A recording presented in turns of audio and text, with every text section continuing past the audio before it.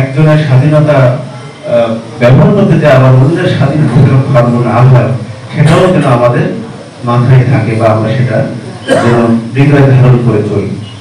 এই পর্যায়ে আমি আমাদের উপজেলা সহকারী কমিশনার ভূমি মহোদয়কে এই মহাজাতীয় দিবস উপলক্ষে আয়োজিত আলোচনা সভায় সংক্ষেপে কিছু কথা বলার অনুরোধ করছি।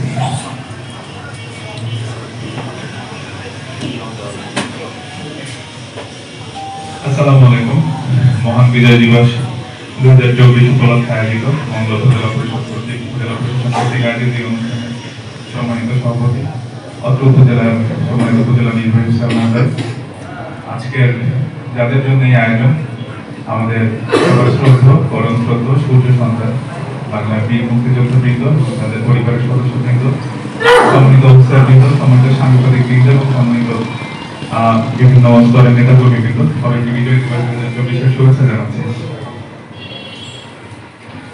আসলে বাংলাদেশ আমরা বলছি 2024 স্বাধীনতা, 1971 স্বাধীনতা, 1947 স্বাধীনতা, আমরা এতবার স্বাধীনতা লাভ করলাম, কিন্তু স্বাধীনতার স্বাদ আসলে যে কিরকম হয় সেটা হয়তো আমরা পাচ্ছি না।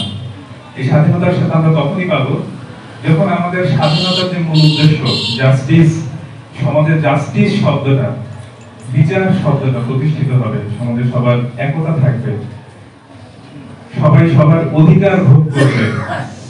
অধিকার মানে স্বেচ্ছাচারিতা না, যেরকম আপনাদের মঙ্গলাতে ইচ্ছা মতো যেখানে সেখানে ময়লা ফেলতেছেন, এটা স্বাধীনতা না।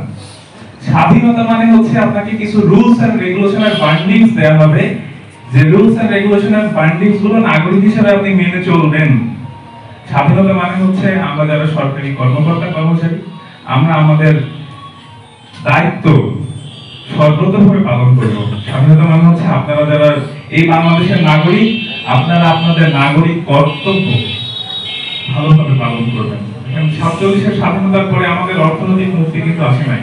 আমাদের স্বাধীন ভূখণ্ড ছিল কিন্তু অর্থনৈতিক মুক্তি আসে নাই, যেজন্য 71 স্বাধীনতা আমাদের লেগেছিল।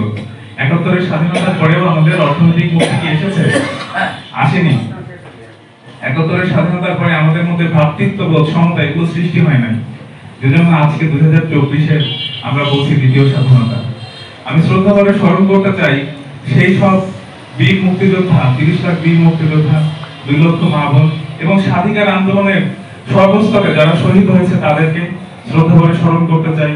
এই 24 আন্দোলনে যারা শহীদ হয়েছে তাদেরকে আমি স্মরণ করি, সমস্ত নেতা কর্মীদের যাদের প্রবল নেতৃত্বে দেশ স্বাধীন হয়েছে। আমি শ্রদ্ধাভরে স্মরণ করি 24 নেতৃত্বের, যাদের নেতৃত্বের কারণে এখন আপনারা জানেন অনেক ছেলে, অনেক বৈষম্য বিরোধী ছাত্র আন্দোলনের নেতা কর্মী হসপিটালে অবস্থাতে আছে। আমরা তাদের জন্য কিন্তু কিছু করতে পারি না। আমরা এই স্বাধীনতা উপভোগ করতেছি। আজকে 2024 সালে আপনি আমি এসে বিজয় দিবস উদযাপন করতেছি, কিন্তু যে ভদ্রলোক, যে ছেলেটা তার পা হারিয়ে চোখ হারিয়ে হসপিটালে বসে কাতরাচ্ছে, তার দুঃখটা আমরা কিন্তু বুঝতে পারি না। আমাদের মধ্যে সেই ভ্রাতৃত্ববোধ, মমত্ববোধ থাকতে হবে, তাহলেই শুধুমাত্র আমরা এই স্বাধীনতার সুফল ভোগ করতে পারবো।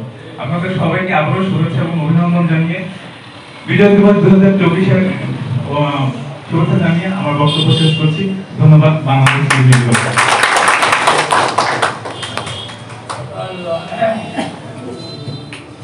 ধন্যবাদ জানাচ্ছি আমাদের সরকারি কমিশন মহোদয়, আসলে চমৎকার কথা বলেছেন।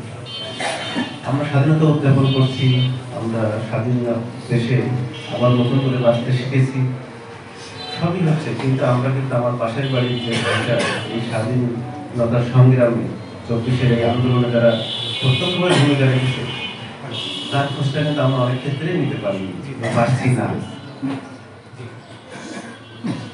1,500 মানুষ এই আন্দোলনে কিন্তু নিহত হয়েছে। এটা বিশাল মুভমেন্ট, একটা গণ আন্দোলন কত বড় হতে পারে তাই এটা আমরা চোখে দেব। আমরা কখনো ভাবি নাই যে আমরা এরকম একটা আন্দোলন কখনো দেখবো। আমরা সবটা ইতিহাস পড়েছি, বইয়ের পাতায় পড়েছি, কিন্তু এটা আমাদের সচক্ষে দেখা, আমরা ভিডিও দেখেছি, আমরা তো শুনি নাই কারো কাছ থেকে যে আমরা তো শুনে এটা অনুধাবন করতে পারি। আমরা ভিডিও দেখেছি, যখন দেখেছি যে রাজপথে বিভিন্নভাবে মানুষ এই আন্দোলন সংগ্রামে সম্পৃক্ত হয়েছে, তার আবেগ থেকে কিন্তু তারা এখানে গিয়েছিলেন। কেউ ভাবেন নাই যে উনি আর ফিরতে পারবেন না, অনেকে ফিরেছেন, অনেকে ফিরে নাই। আমরা যেন তাদের খোঁজটা রাখি, ভুলে না যাই। সবে 3 মাস 4 মাস, আমরা যেন 30 বছর 40 বছর হলেও তাদেরকে স্মরণে রাখি।